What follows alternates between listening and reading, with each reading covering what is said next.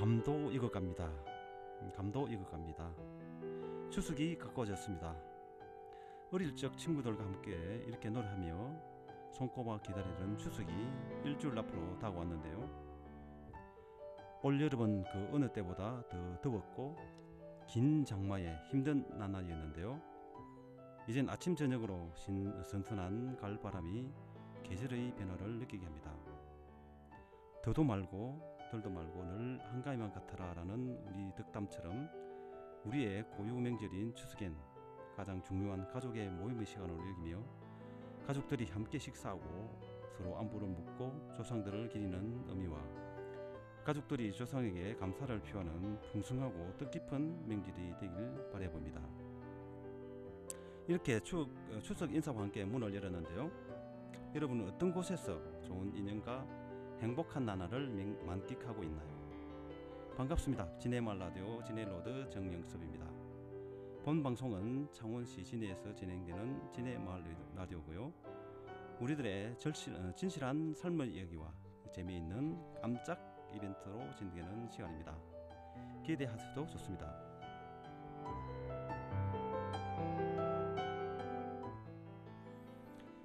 진해마을 라디오 진해로드 오늘 이야기는요. 우리들 생활의 목적으로 때로는 가정으로 결과로 이어지는 삶의 방식이랄까요. 이러한 삶의 방식에 꼭 시작을 알리는 첫걸음은 이 길로 이어집니다. 이 길을 따라 한 걸음 한 걸음 나아가는 행복한 여정의 시간입니다. 그리고 이 길에서 펼쳐질 멋진 만남을 기대해도 좋습니다. 내 주변에 일어나는 모든 이들이 좋은 축으로의 여행이었으면 좋겠습니다. 다 같이 떠날 준비 되시죠?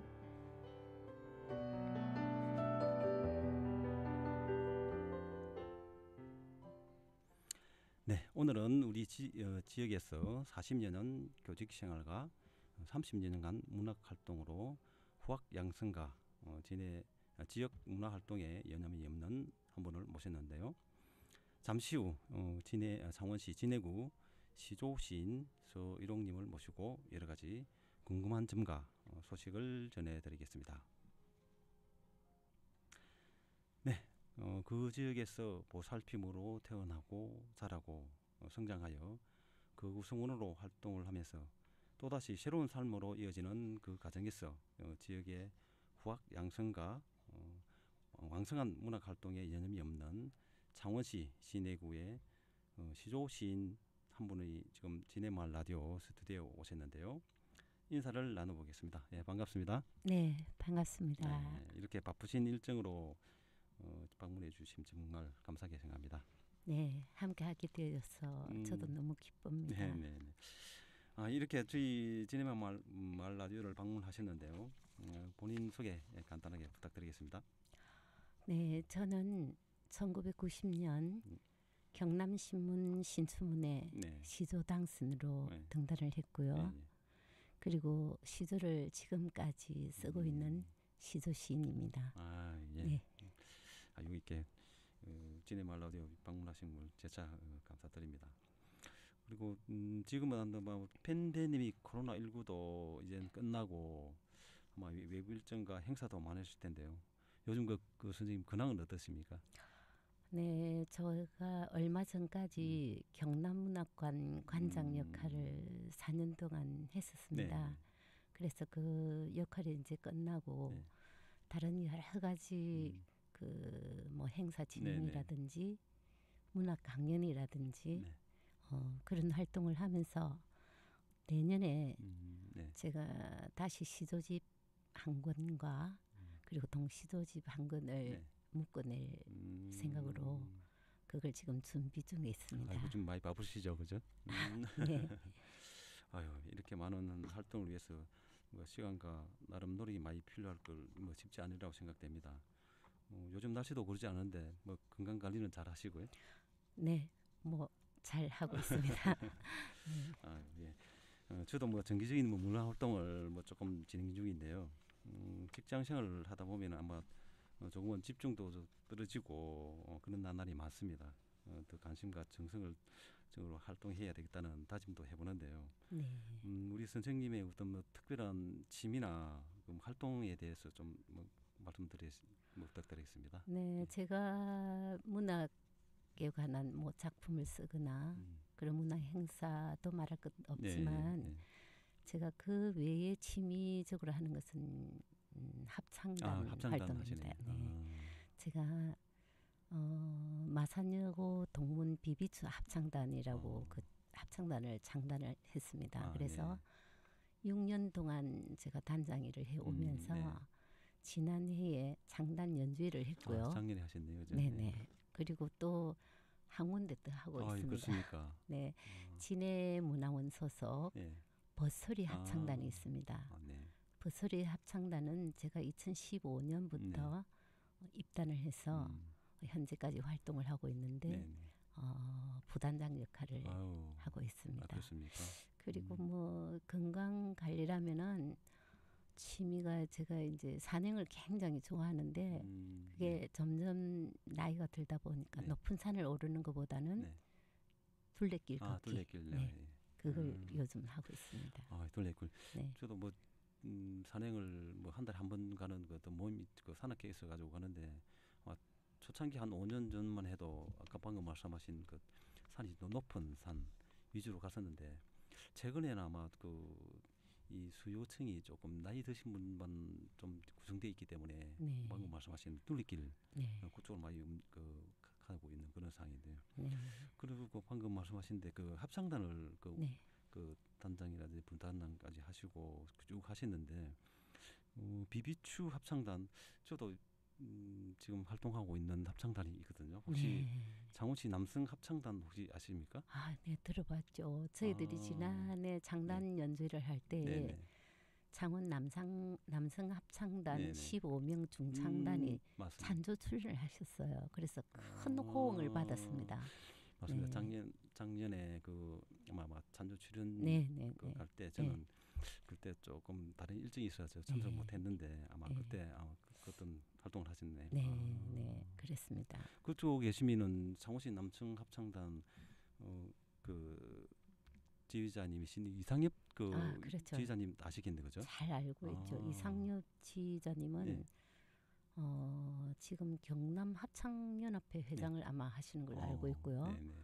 합창단을 한 서너 개좀 지금 지휘를 하고 계시는 걸로 알고 있습니다. 그리고 지휘자 선생님 굉장히 대단하신 분이죠. 활동도 있고. 네. 그렇게 그래 보니까 이 합창단이라는 그 어떤 그 음악을 하는데 또 공통점을 가지게 되네요. 네, 그러네. 더 공감대를 느낄 수 아이고, 있어서 맞습니다. 좋습니다. 예. 조금 전에 그 취미 하시는데 뭐 걷기 하셨는데 저도 요즘 그 걷기도 하지만은 요즘 핫한 그 맨발로 걷는 걷기. 네. 그분 혹시 아십니까? 그럼요. 그게 예. 저 처음에 맨발 걷기를 주장한 사람이 대구대학교 김탁한 교수님으로 그렇습니까? 제가 알고 있는데 네네. 그래서 그때 붐이 한참 좀 일었어요. 일다가 조금 주춤해지는 것 같더니 얼마 전에 KBS 방송에 맨발 걷기 뭐 좋은 점에 대해서 그 방영이 된 것 같더라고요. 그걸 봐서 그런지 요즘은 운동장이나 이런 데 보면 맨발 걷기 하는 사람이 너무 많아요. 대부분 맨발을 걸어요. 맞습니다. 네. 저도 이 같은 그 아파트 옆에 그 초등학교가 있거든요. 네.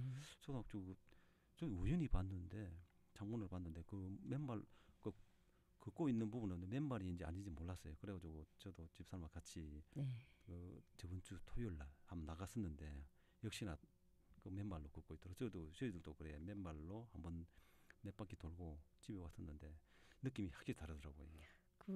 맨발 걷기의 뭐 좋은 점이나 효율성 이런 거는 많은 정보가 제공되어 있으니까 찾아보면 더 알겠지만 저는 이제 맨발 걷기를 해보니까 잠이 잘 오는 것 같더라고요. 그렇습니까? 네, 그리고 어떤 분들은 그 뭐 암에 걸렸던 사람들도 회복이 좀 빠르고 이런 효과가 좋다고 하니까 꼭 많이 걸으세요. 네, 아이고 저도 한번 그 시간 날 때마다 이렇게 좀 맨발로 운동을 했으면 좋겠습니다.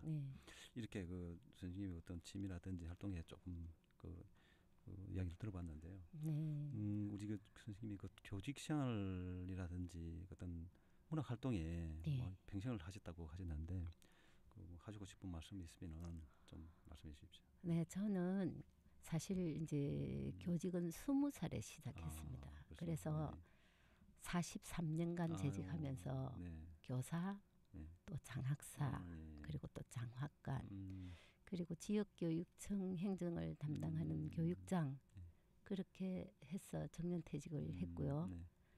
문학활동은 현재까지 33년째 이어오고 있습니다. 네, 문학은 정년이 없는 것 아니겠습니까? 그래서 제가 건강하게 글을 쓸 수 있을 때까지는 글을 쓸 수 있을 것 같습니다. 사실 교직에서도 학교에서 학생들을 가르치는 일도 한 27년 정도 한 것 같고, 나머지는 제가 학교 현장을 떠나서 교육청이나 또 연수원 같은 데서 교육 행정 일을 한 15년 한 것 같아요. 그러다 보니까 제가 등단한 연도는 굉장히 되는데, 사실은 제가 발간한 뭐 시집이나 시도집을 합해서 지금 뭐 한 5권 정도밖에 안 되니까 굉장히 과작이죠.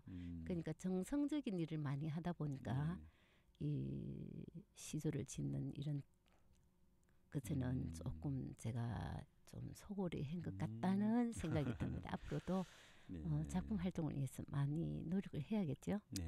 뭐 선생님은 화려한 활동 대리가 소회를 뭐 들었는데요.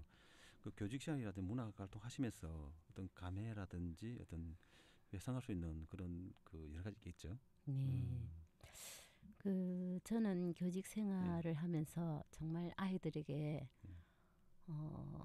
최선을 다하는 선생님, 그리고 또 존경받는 선생님, 잊혀지지 않는 선생님, 그런 선생님이 되려고 노력을 많이 했습니다. 그래서 결과 첫 제자들의 만남이 지금까지 이어져 오고 있고요.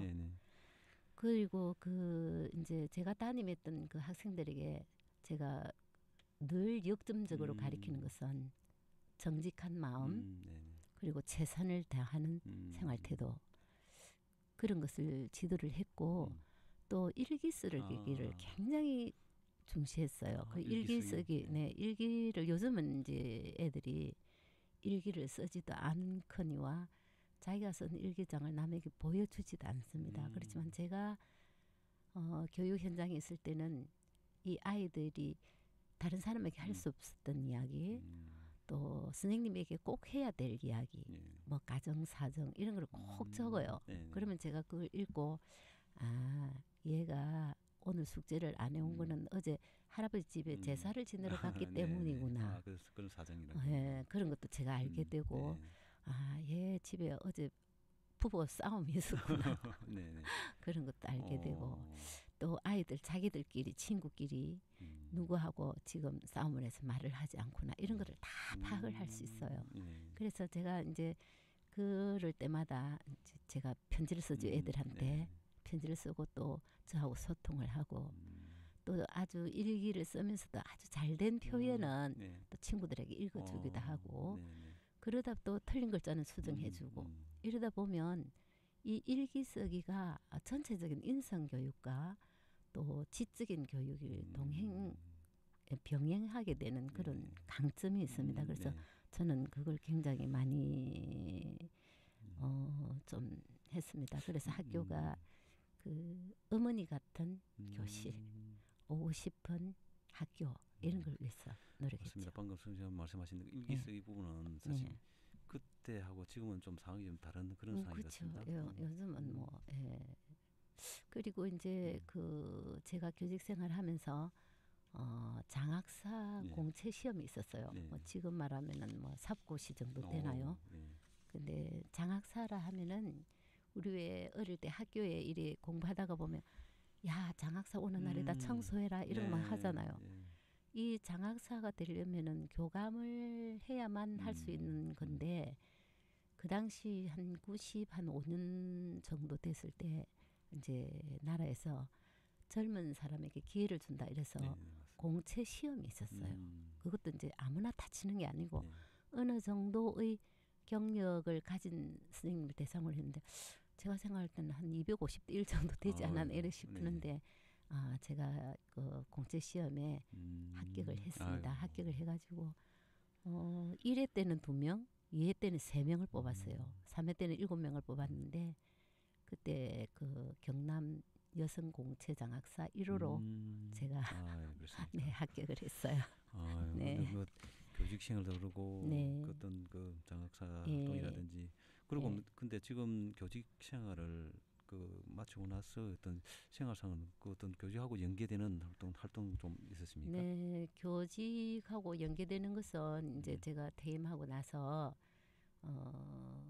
지역교육청에서 그 학부모 대상으로 강의를 한다든지 그리고 이제 연수원에서 신규 교사로 발령받기 전에 신규 교사의 뭐 지켜야 될 예절 교육이라든지 그리고 학교에 들어가서 어떤 선생님들 지도라든지 이런 데 대해서 강연을 많이 했습니다. 많이 하고 또 교육청의 뭐 위원회 도교육청의 예결산위원회라든지 또 징계위원회 이런 또 소청 심사 뭐 위원회 이런 쪽에 가서 제가 계속적으로 이제 해왔는데 이제는 뭐 퇴임은 이제 한 10년 되니까 그런 활동이 이제 거의 끝나가고 있습니다. 네. 그래 또 네 문학 활동으로는 그 제가 여러 단체 사무국장을 한 2, 3년 한 것 같습니다. 그리고 또 마사문인협회 회장, 경남시조시인협회 회장, 한국시조협회 부의사장, 오늘의 시조시인회의 뭐 부의장 그런 여러 다양한 그런 활동을 많이 했습니다. 그리고 지금은 한국문인협회 자문위원 그리고 경남문협 시조분과 회장 노산시조문학상 운영위원장을 하고 있는데 노산시조문학상 시상식이 이번 토요일 날 23일 날 장신중학교 그 강당에서 있을 예정입니다. 네. 그리고 뭐 네. 여러 가지 뭐 활동도 하시고 한데 제가 기억으로는 지금 우리 딸이 중학교 때인가 했던 고등학생 갔을 때 그 진해군항제, 진해군항제 그 기간 안에 그 그림 그리기 대회가 있었어요. 초, 중, 고 이렇게 해가지고 그때 아마 그 저희 딸이 군항제에 그 관련 미술 작품을 냈는데 아마 상을 받은 것 같아요. 무슨 상인지 모르겠는데 그 생각이 잠깐 스쳤는데 지금은 좀 미대 미술 전공하고 있거든요. 그때 그 계기를 해서 그렇게 또 진행됐는가 그렇게 생각했더니 그렇죠. 이제 어릴 때 교육이 미래의 내 장래 희망이 되기도 하고 또 내가 걸어가는 길이 되기도 합니다. 문학도 그 진해군항제 안에 100일장이 있었어요. 네, 100일장이 있어서 100일장 심사를 해서 그 초중고 일반부 대학교 이렇게 출전하는 그런 대회도 있었죠.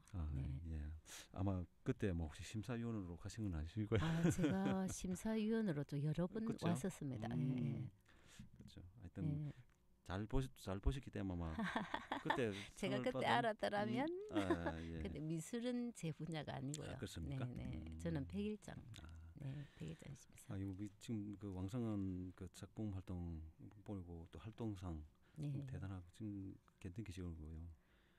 선생님의 그 교직 생활에서 어떤 그 생긴 재미있는 일, 좀 에피소드라든지 그런 게 있으면 좀 소개 좀 부탁드리겠습니다. 네, 뭐 제가 43년 동안 교직이 있었으니까 에피소드는 뭐 이런 손가락으로 꼽을 수 없을 정도로 많죠. 근데 에피소드도 있었지만 제가 지금까지 제 가슴에 굉장한 트라우마로 남아있는 사건이 하나 있었어요. 네. 제가 첫 발령지인데 1971년도 여름이었어요. 여름이었는데 제가 수업 중에 애들하고 수업을 하다가 칠판을 닦다가 제가 그냥 쓰러진 거예요. 그래서 왜 쓰러졌냐면 이제 시골이다 보니까 함안군이었는데 제 첫 발령지가 쓰러지다 보니까 그 이제 가게도 없고 제가 뭐 잘 할 줄도 모르고 이러니까 밥을 좀 한 사흘 굶으면서 수박만 그냥 한 두세 숟가락 떠먹고 다닌 것 같아요. 그러니까 그냥 영양실조로 쓰러진 거예요. 그런데 그 옆반에 있는 그 남자 선생님, 총각 선생님인데 저를 들쳐업고 막 그 사택 위로 뛰어 올라가고.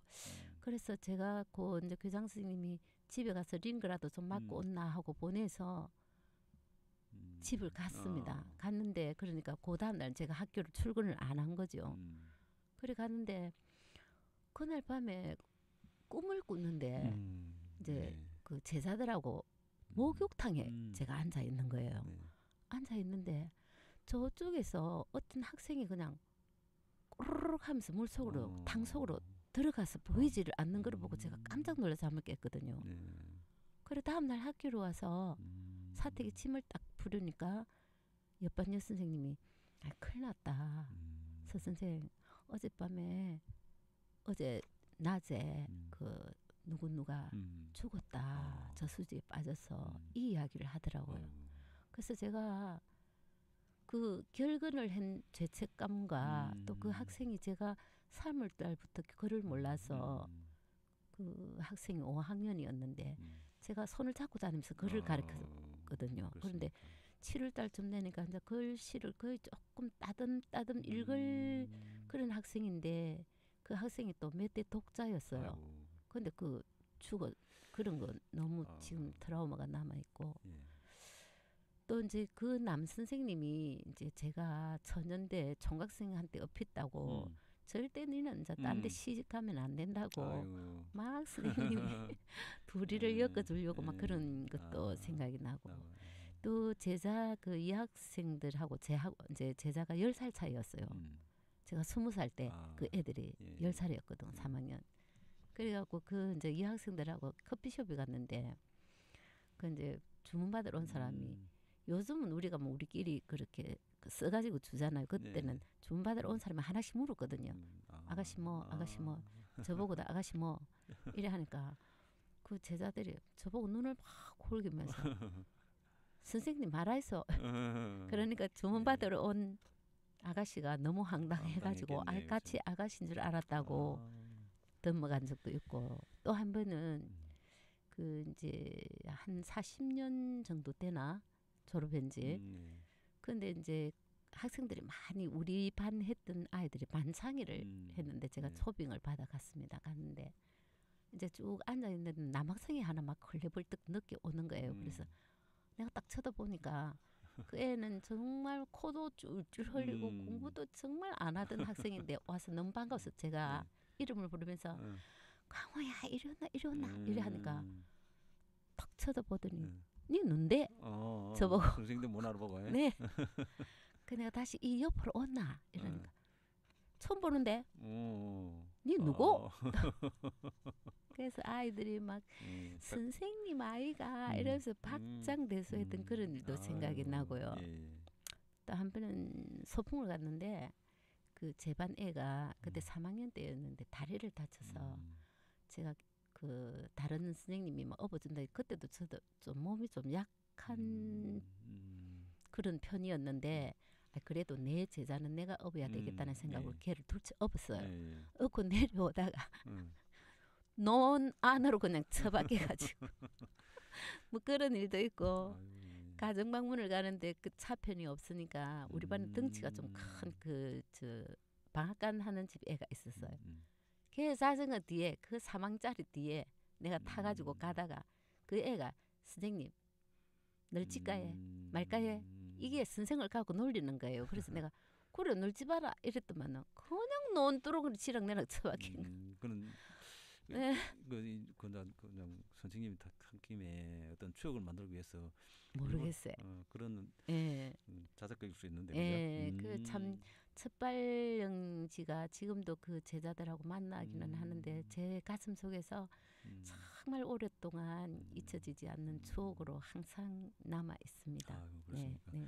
방금 그 되게 보면은 직장 근데 공부를 하고 또 준비를 해서 직장을 잡아보면은 되게 보면은 그 선생님 같은 경우 첫 부임지가 그렇죠. 필요하잖아요.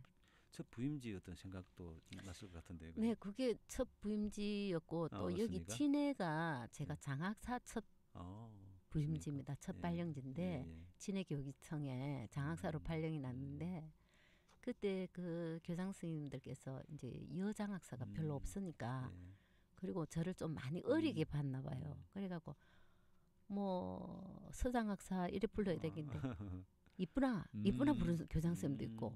예. 그래서 제가 또 일요일 날 막 일이 안 되고 혼자 나와서 막 낑낑거리고 일을 하고 있으면 교장 선생님 김밥도 사다 주시고 교육청 뒤에 그 테니스장이 있었어요. 교장 선생님들이 오셔가지고 그 정말 이쁨 받았던 그런 추억도 있고 그렇습니다. 예. 네. 참 교직 생활을 참 저도 그 선생님도 생각하시면 조그만 그 맨 소재지에 보면은 네. 맨 소재지 초등학교 하나 있고 그것도 동네마다 그 초등학교가 있었거든요. 그렇죠. 네. 있었는데 저 같은 경우는 그 1학년 때부터 6학년까지 똑같은 반 한 반. 네, 그렇죠. 그러니까 40명이 있는데 네. 그 40명이 처음부터 끝까지 가다가 몇 명은 제가 전학을 가긴 갔는데 저도 저번 주에 그 초등학교 모임에 갔었는데 동창회를 네, 갔었는데 했었네. 한 40년 된 이 친구가 왔었는데 전혀 모르겠더라고요. 그렇죠. 그래가지고 이런저런 참 추억담 얘기했었는데 근데 이런 어떤 참 추억 말하시는데 이 계속 이야기해도 끝이 없을 것 같습니다. 그렇습니다. 저 뭐 밤새도록 하자 해도 할 것 같습니다. 네, 하여튼 네. 교육 생활 참 고생하실 거예요. 네.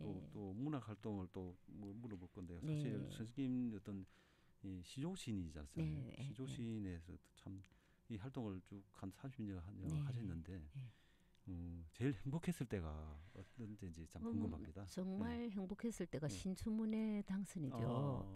그 이제 시인이나 뭐 누구나 등단의 제1 가장 이제 품위가 있다 그럴까 최고로 치는 거는 신춘문예 당선이거든요. 1월 1일 그해 1월 1일 제가 경남신문 이제 중앙지도 던졌었는데 결국은 지방지에서 됐어요. 신춘문예 당선됐던 일이 제일 기쁘고 그다음에 또 뭐니 해도 첫 시도집 발간 출판 기념회 아리랑 호텔에서 뭐 지인들하고 또 여러 선후배 그 시인들을 모시고 했던 거 그리고 또 첫 상을 탔던 일.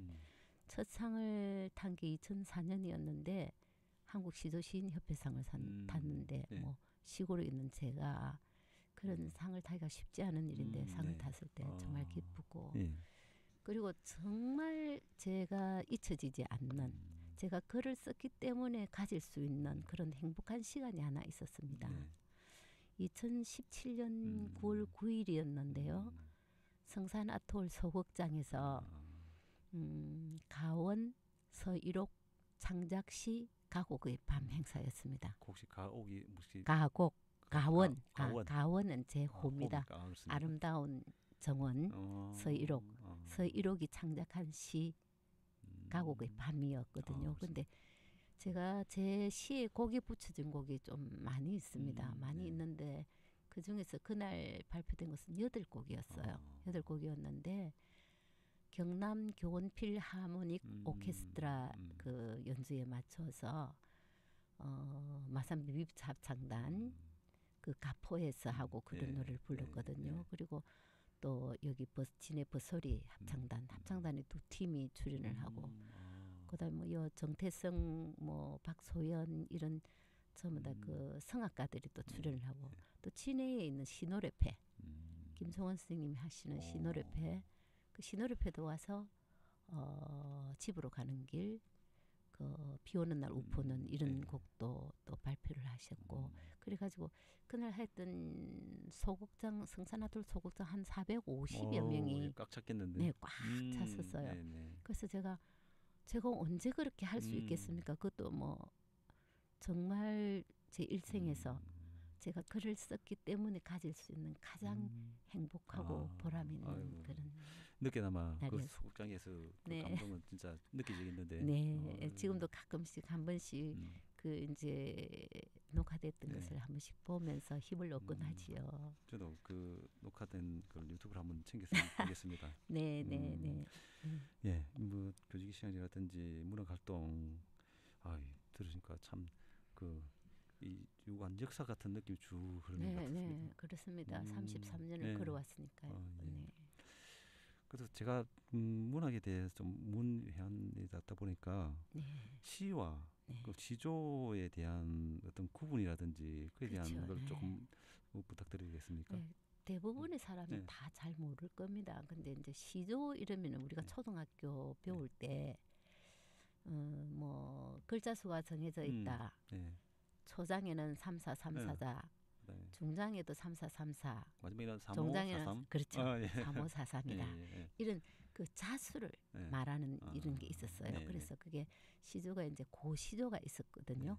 옛날에 뭐 태산이 높다, 대하늘 아래 메이로다 하는 그런 고시조가 있는데 그 이제 그게 현대에 와서는 갑오 경장을 정점으로 해서 그 위로는 고시조고 그 이후로는 이 현대 시조인데 현대 시조라는 것은 쉽게 말하면은 3장 6구 12음보 이런 걸 가지고 형식을 가지고 있습니다. 아무렇게나 쓰는 게 아니고.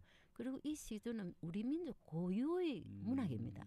사실은 가장 한국적인 것이 가장 세계적인 것이다라고 했을 때 뭐 우리나라에 뭐 김치가 유명하고 불고기가 유명하다지만 우리의 문학은 시조입니다. 시조. 그러나 지금 이 이제 시라는 것은 외국에서 들어온 지 그렇게 오래된 분야는 아닙니다. 그러나 어떤 정형에 응해서 쓰는 것을 사람들이 별로 좋아하지 않기 때문에 그리고 옛날에 느꼈던 청살리 벽개수야 뭐 수의감을 잘하면 그런 게 박혀가지고 시조는 고루하다. 뭐 이런 생각으로 젊은 친구들이 시조를 쓰지 않고 있죠. 그래서 이제 현대에 와서 이 시조를 쓰는데 어떻게 시조는 그림으로 치면은 수채화 아주 적확한 단어를 가지고 아주 함축적인 그런 의미를 나타내는 그런 정형의 문학이다. 시는 그냥 요새는 뭐 길게 쓰는 시도 있고 난해 시도 있잖아요. 이게 도대체 무슨 말을 쓴 건가 이런 시도 많잖아요. 그래서 요새 시인들은 아주 유명한 오세영 스승이나 이런 사람은 시조를 쓰자. 그리고 우리나라가 만약에 노벨 문학상을 받는다면 이 시조가 받아야 되지 않을까 할 정도로 시조의 국격과 품격이 느껴지는 그런 분야입니다. 아유, 오늘 그 선생님 그 만난 김에 제가 시라든지 시조에 대해서 이렇게 공부를 하게 됐습니다. 너무 고맙습니다. 예, 그리고 문학 활동을 하면서 어떤 시조 그 시인이 있으니까 어떤 제일 기억 남는 한 편에 뭐 제가 잘 모르는 19 아니면 시조 한 편 좀 소개해 줄까요? 식구라 하면 이제 뭐 여러 개 있지만 제가 하이힐이라는 시조집을 그 2020년도에 발간을 했는데 그 하이힐은 여자들이 신는 높은 굽이기도 하지만 사람이 삶의 여정에서 만나는 어떤 그런 어려운 고난의 벽, 언덕 이런 거를 봤을 때 그 마지막 식구가 어떤 게 있느냐 하면 딸이 턴 파충류처럼 딸을 턴 파충류처럼 맹독의 입술을 하고 무시무시하죠. 그죠? 딸이 턴 파충류처럼 맹독의 입술을 하고 제가 아무리 어려운 일이 생기더라도 이렇게 힘차게 헤쳐나갈 것이다 하는 그런 식구를 제가 들고 싶네요. 근데 화이리는 좀 지금 방금 말씀하신 느낌이 색깔은 빨갛게 느껴지네요. 저는 색으로 치면 빨간색이기도 그렇죠. 하죠.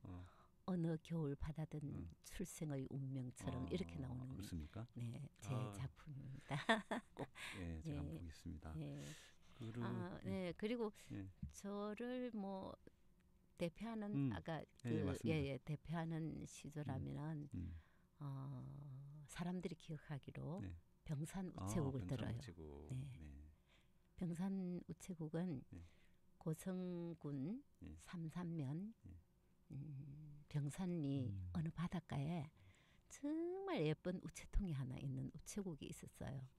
제가 어느 날 그 여행을 하던 도중에 그 광경을 보고 쓴 작품이거든요.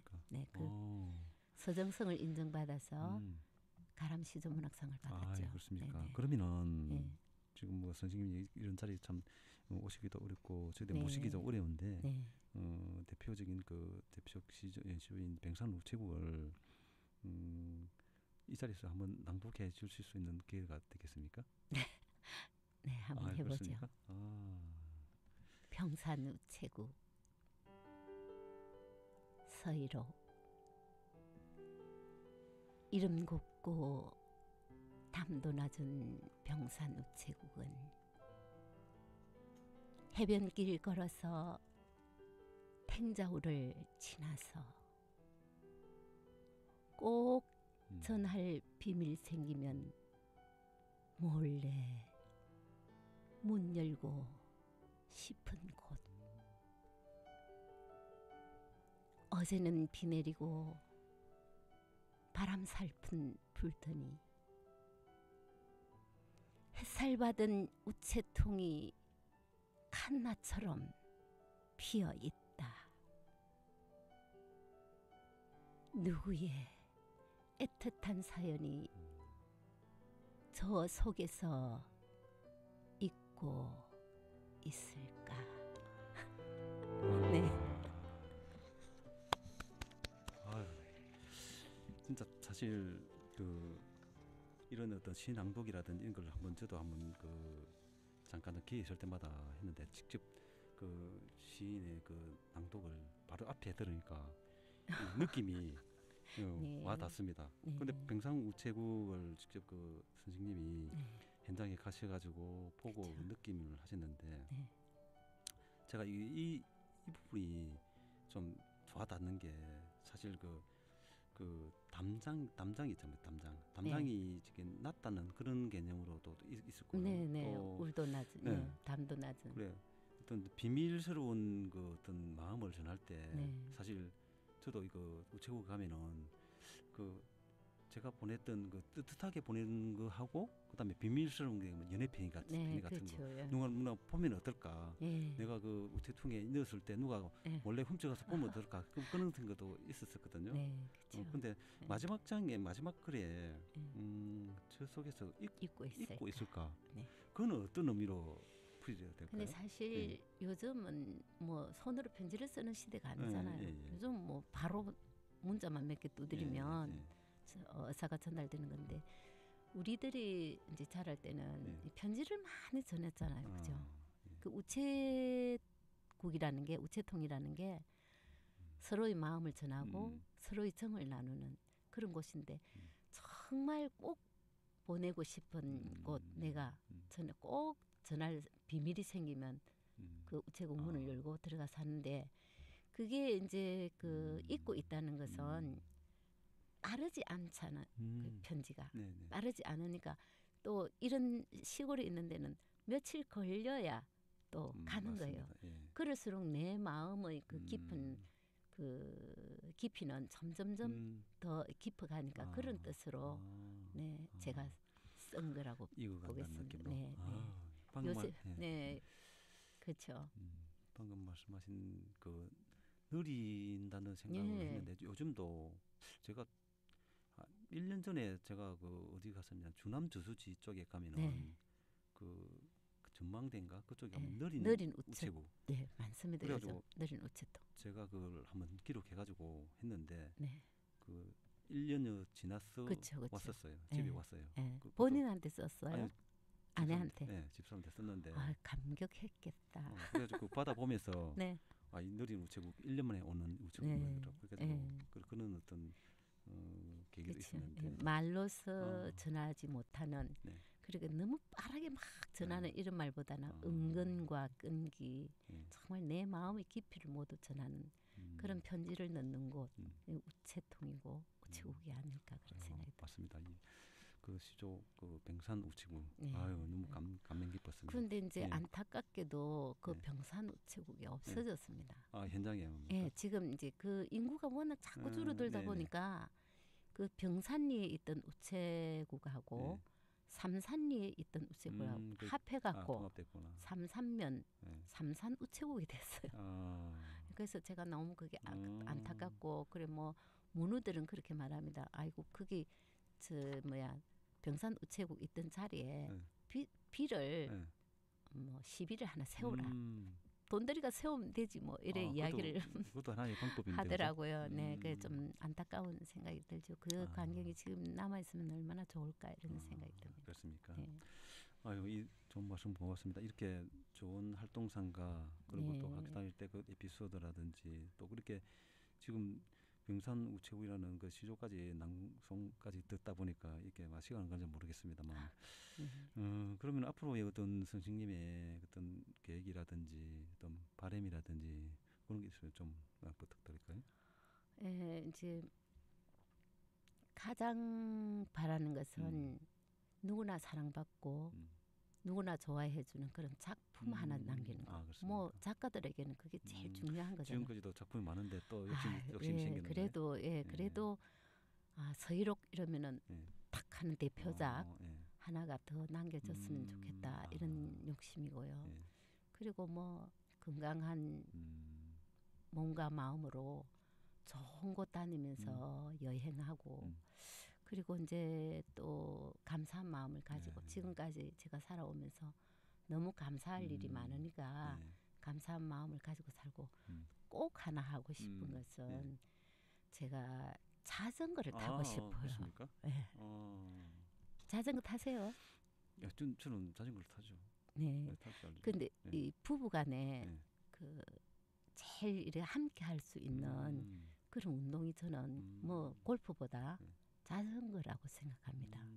골프는 너무 많은 시간을 투자해야 되고 또 많은 돈을 들여야 되지만 자전거는 서로 맑은 자연 속에서 서로 교감을 나누면서 정말 이 아름답게 할 수 있는 것이라 생각하거든요. 그 선생님 말씀하신 자전거 혹시 타실 줄 저는 못 타요. 아, 그렇습니까? 네, 자전거를 제가 배우다가 그 첫 발령지에서 남자 선생님이 밤에 달밤에 그 자전거를 배워 주셨는데 제가 잡고 있는 줄 알고 싹 달리는데 그 사람이 손을 놓아버린 거예요. 그런데 이제 그 멈추는 방법을 저에게 안 가르쳐 주나. 제가 그냥 배구 꼴대 갖다 박았어요. 그러고 난 겁이 나서 못 하거든요. 그리고 지금은 너무나 가슴 속에 간절하지만 할 수 없을 것 같아요. 지금도 도전하면 안 될까요? 지금은 좀 자신이 없습니다. 그렇습니까? 네. 자전거 이야기하니까 지금 저번 주에 아까 말씀드렸던 그 초등학교 동창 모임이 있었거든요. 네. 그 중에 한 명의 친구가 그 자전거 동호회에 있는데 자기는 이제 부부끼리 같이 그 활동을 그게 하는데 너무 좋은 것 같아요. 저한테 적극 추천을 하더라고요. 그렇게 하세요. 그래가지고 그 자전거 2대를 친구 본인이 직접 그 고수부지에 가서 가져가면은 전화하면 오라고 제가 간다고 했는데 가서 타세요. 저는 되지만 또 집사람이 또 자전거를 못 타는데 배워 드려야죠. 그러면서 부부 정도 더 돈독해지고. 그렇게 한번 진행해 보겠습니다. 약속하세요. 네, 그렇게 하겠습니다. 이 방송인데 이 약속했는데 큰일 났네. 이렇게 저희들도 뭐 이런 활동이라든지 어떤 그런 문화 활동 아까 그 작품 한 개 만든다고 그때가 언제 될지 모르지만은 저도 포함해가지고 진해마을 라디오 전체가 또 적극 응원을 하도록 하겠습니다. 감사합니다. 이렇게 나누다 보니 어느새 그 저희들이 마칠 시간이 됐거든요. 끝으로 진해마을 라디오를 방문하실 가지고 지금 같이 했는데요. 방문 소감이나 하시고 싶은 말씀이 있으면은 한 말씀 부탁드리겠습니다. 근데 이 진해마을 라디오를 사실 제가 그렇게 알은 지가 얼마 되지는 않습니다. 그렇지만 제가 유튜브를 쭉 한번 봤거든요. 정말 대단하다. 뭐 누가 시켜서 하는 것도 아닌데 이 지역의 문화 소식을 전하는 그런 봉사자들의 아름다운 마음이 모여서 진해에 관련된 어떤 뭐 소식이라든지 뭐 또 활동 상황이라든지 이런 것을 이렇게 개인 방송처럼 해가 봉사하는 사람들로 모여가지고 하니까 너무 존경스럽고 이거는 정말 많이 밖으로 알려야 되겠다 싶은 생각이 들고요. 그런 일상의 이야기들이 그 하시는 분들이 이렇게 노력한 만큼 마음이 잘 전해질지는 모르지만 아마 점점 접하다 보면 많은 사람들이 가슴 따뜻한 것으로 생각되지 않을까 이래 싶고 존경스럽습니다. 이곳에 오니까. 네. 지금 진해마을 라디오는 2년 전, 3년 전이죠. 3년 전부터 시작해가지고 그 1기 제작단, 그다음에 2기 제작단 이렇게 활동하는데 한 20여 명 지금 작품 활동을 하고 있거든요. 네, 대단합니다. 하여튼 그 주요 주위에 가시면 좀 홍보를 좀 네, 해주시고. 홍보를 제가 많이 해야 될 것 같아요. 네, 하여튼 네, 고맙습니다. 네, 오늘은 우리 지역에서 40년 그 교직 생활과 30년간 문학 활동을 하면서 후학 양성과 지역 문화 활동에 여념이 없는 창원시 진해구 시조시인 서일옥님을 모시고 추석 특집으로 이렇게 자리를 마련했는데요. 앞으로 우리 진해 지역, 창원 지역뿐만 아니고 우리 그 대한민국을 대표하는 문학 활동가로 되길 진심으로 바라봅니다. 너무 감사합니다. 오늘 출연해 주셔서 고맙습니다. 네, 감사합니다.